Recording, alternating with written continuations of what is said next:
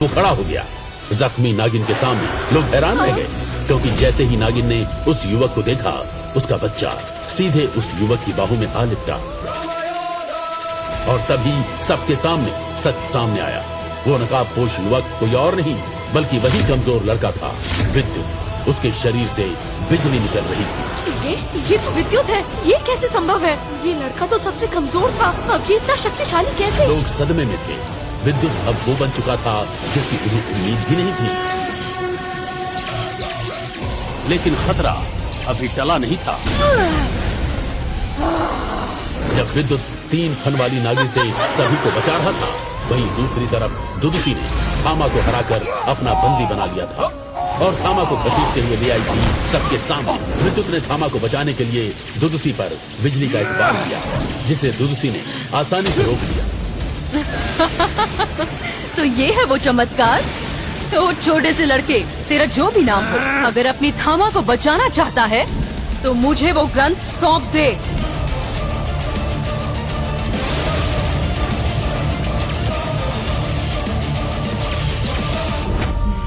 ऐसा बोलते ही जैसे दुदुसी विद्युत की ओर बढ़ी, उसकी नजर विद्युत से लिपटे उस 3 फन वाले नागिन के बच्चे पर गई और अचानक उसकी आंखों में गुस्सा उतर आया। वो 3 फन वाली नागिन तो मेरे हाथ से बच गई, पर उसके बच्चे को मैं खत्म करके ही रहूंगी। और दुदुसी ने एक जोर का वार किया विद्युत पर, जिससे वो नाग का बच्चा विद्युत से दूर जाकर गिर गया। दुदुसी ने बिजली की रफ्तार से उड़ते हुए बच्चे को खत्म करने के लिए अपनी शक्ति का प्रयोग किया, पर तभी वहाँ कुछ ऐसा हुआ जो कोई समझ नहीं पा रहा था। जैसे जैसे उस बच्चे को दर्द हो रहा था, वहीं दूसरी तरफ विद्युत भी दर्द से तड़प रहा था, जैसे मानो विद्युत और उस नागिन के बच्चे की आत्मा का जोड़ हो गया। ये क्या मतलब? उस नागिन ने अपने बच्चे की आत्मा को इस लड़के से जोड़ दिया? आखिर कैसे उस 3 फन वाली नागिन ने अपने बच्चे की आत्मा विद्युत से जोड़ दी थी? क्या रिश्ता हो गया था विद्युत और उस नाग के बच्चे का? सबकी नजरें अब विद्युत पर थी। एक तरफ उसका गुरु सिल्वर थामा, जो दुदुसी की शक्ति में कैद था, और दूसरी तरफ वो जख्मी नागिन और उसका बच्चा, जिसकी किस्मत पूरे भविष्य को बदल सकती थी। अब सवाल ये है, विद्युत किसे बचाएगा, अपने गुरु को या उस नागिन और उसके बच्चे को? क्योंकि उस बच्चे में छुपा है वो रहस्य जिस पर टिका है पूरा भविष्य। आखिर क्या रिश्ता था उस सांप के बच्चे और विद्युत का?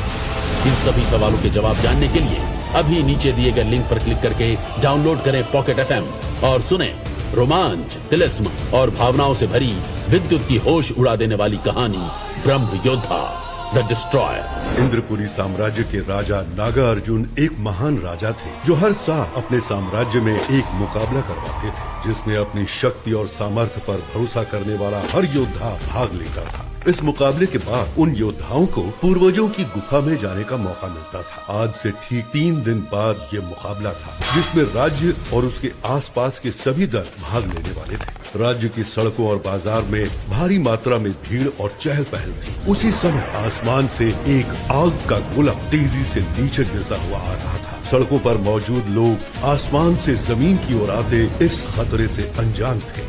अचानक विद्युत नाम का एक लड़का जोरों से चिल्लाया, वो देखो, सूरज नीचे आ रहा है। अरे देखो ये पगला क्या कह रहा है, कभी सूरज भी नीचे आता है भला? उसकी इस बात पर वहाँ मौजूद लोग उसका मजाक उड़ाते हैं। बाकी लोगों का ध्यान भी उस लड़के पर गया और एक दुकानदार बोला, ये पागल, चल भागे यहाँ से, सुबह सुबह काम खराब करने आ गया। पागल नहीं हूँ, मैं सच कह रहा हूँ। ऊपर देखो, तुम्हें भी यकीन हो जाएगा। विद्युत की इस बात पर वहाँ खड़े लोग हंसने लगे। मूर्ख है सब, चलो मुझे क्या। लेकिन फिर उसने आसमान की तरफ दोबारा देखा और खुद से कहा, लेकिन अगर अभी कुछ नहीं किया तो ये सभी लोग मारे जाएंगे। ये ख्याल आते ही वो तेजी से मीनार की ओर दौड़ा। मीनार एक घंटा घर की तरह थी, जिसमें बने हुए विशाल अग्निकुंड में खतरे का आभास होते ही आग जलाकर राज परिवार और ताकतवर वीरों को सूचना दी जाती थी, ताकि वे खतरे का सामना कर सकें। विद्युत तेजी से मीनार की ओर दौड़ा और अचानक उसके कदम रुक गए।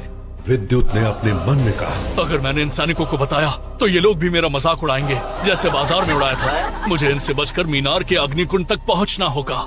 विद्युत ने तुरंत अपने झोले से एक लाल पाउडर निकाला और भीड़ वाले इलाके की तरफ उड़ा दिया। जैसे ही वो पाउडर हवा में उड़कर लोगों की आंखों तक पहुंचा, वहां पर हंगामा मच गया। सैनिकों का ध्यान उस हंगामे पर गया और इस बात का फायदा उठाकर विद्युत तेजी से मीनार पर चढ़ गया। ए बालक, कहाँ जा रहा है? रुक जा, वरना तुझे दंड मिलेगा। वहाँ किसी को जाने की अनुमति नहीं है। सैनिक जोरों से चिल्लाते हुए उसके पीछे भागा। 14 साल की विद्युत की मीनार पर चढ़ने की रफ्तार बहुत तेज थी, लेकिन वो सैनिक भी एक ताकतवर योद्धा था। विद्युत मीनार पर चढ़कर छोटी मशाल को अग्नि कुंड में फेंकने जा ही रहा था कि उस सैनिक ने अपनी शक्ति को जागृत कर उसे पकड़ लिया। दूसरी तरफ आसमान से गिरता वो आग का गोला दरअसल एक महान योद्धा था, जो किसी शक्ति के प्रहार से आहत होकर नीचे गिर रहा था और शरीर से निकलती लपटों की वजह से किसी आग के गोले या उल्का पिंड जैसा दिखाई दे रहा था। संकट को इतने पास आते देखकर विद्युत ने झटके से खुद को सैनिक की जकड़ से आजाद किया और तेजी से मशाल को मीनार के अग्नि कुंड में फेंक दिया। अगले ही पल बड़ी मशाल जलने लगी। उस मशाल के जलते ही राज्य के चारों कोनों की मशालें भी एक एक करके जलने लगी। ऐसा होते ही राज्य के ब्रह्म पर्वत से नीले प्रकाश के साथ एक शक्तिशाली इंसान हवा में तेजी से उड़कर मीनार की तरफ आ रहा था। नीचे खड़े लोग आसमान में उसको उड़ते हुए देख रहे थे। तभी एक इंसान बोला, वो देखो, ये तो राजघराने के रक्षक महान ऋतिक वेदा है। दूसरे लड़के ने कहा, लेकिन ये मीनार पर ये चेतावनी के मशाल किसने जलाई?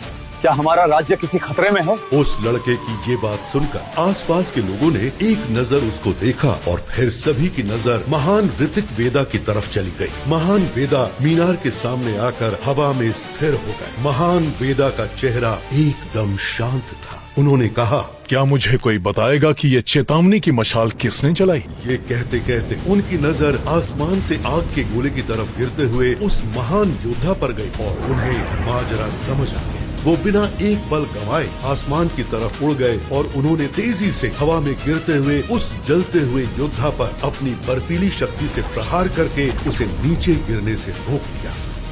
वेदा के शरीर को देखकर लगता था जैसे वो बहती हुई शक्तियों का कोई महासागर हो। ऋतिक वेदा एक जल मूल शक्ति के योद्धा थे। उनका स्तर एक एलिमेंट गॉड का था। उनकी इन्हीं लाजवाब शक्तियों के कारण उन्हें वाटर एलिमेंटल गॉड भी कहा जाता था। एक वक्त था जब महान वेदा सबसे शक्तिशाली सुपर 7 वॉरियर्स दल का हिस्सा थे। समय बीतने के साथ ही सुपर 7 वॉरियर्स दल के योद्धा अलग अलग हो गए, जिनमें से कुछ योद्धा रहस्यमयी तरीके से गायब हो गए और कुछ ने लीडर और रक्षक की उपाधि ले ली थी। जैसे ही इंद्रपुरी साम्राज्य के रक्षक महान ऋतिक वेदा ने उस अग्नि शक्तियों से घिरे योद्धा को बचाया, वैसे ही उस योद्धा की शक्ति को महसूस कर वो समझ गए कि वो कौन था।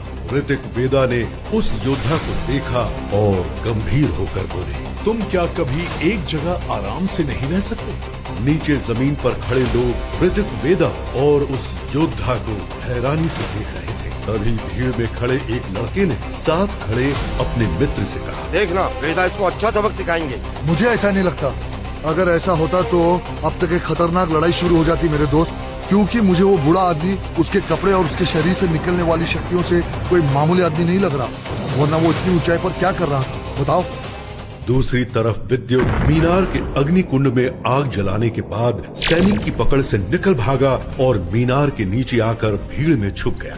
विद्युत ने ये सब इतनी तेज रफ्तार से किया कि जब तक उस सैनिक का ध्यान उसकी ओर जाता, उसकी नजरों के सामने बस सैकड़ों लोगों की भीड़ थी। उस सैनिक ने जब उस लड़के को चालाकी से अपने हाथों से निकलकर गायब होते देखा तो उसका गुस्सा चरम सीमा पर पहुंच गया। ये लड़का तो बहुत तेज निकला, अगली बार मीनार के आसपास भी दिखा तो मैं इसके हाथ काट दूंगा। इतना कहकर सैनिक गुस्से में भड़कता हुआ वहाँ से चला गया। उधर आसमान में ऋतिक वेदा और वो वृद्ध योद्धा बात कर ही रहे थे कि तभी एक तेज और ताकतवर शक्ति उनके पास आकर रुकी। ये एक खूबसूरत पंखों वाली लड़की थी, जिसे अचानक वहाँ देखकर ऋतिक वेदा और वृद्ध योद्धा का ध्यान उस ओर चला गया। उस लड़की को देखकर वृद्ध योद्धा ने शातिर मुस्कुराहट के साथ कहा, ये लो, आ गई मुसीबत। मैं इसी से बचकर भाग रहा था। ना जाने इस खूबसूरत लड़की को मुझ बूढ़े आदमी से इतना लगाव क्यों है? अचानक वहाँ एक तेज रोशनी आकर रुकी और सभी की नजरों के सामने एक सिल्वर रंग का टाइगर आया जो शरीर से निकलती बिजली की तरंगों से बने पंखों के साथ हवा में उड़ रहा था। वो टाइगर नाराजगी से बोला, दुदुसी। उस टाइगर को देखकर खूबसूरत पंखों वाली लड़की के चेहरे पर मुस्कुराहट और आंखों में नाराजगी उभर आई। वो शक्ति के 8वें स्तर पर थी, इसलिए उसकी बेल्ट पर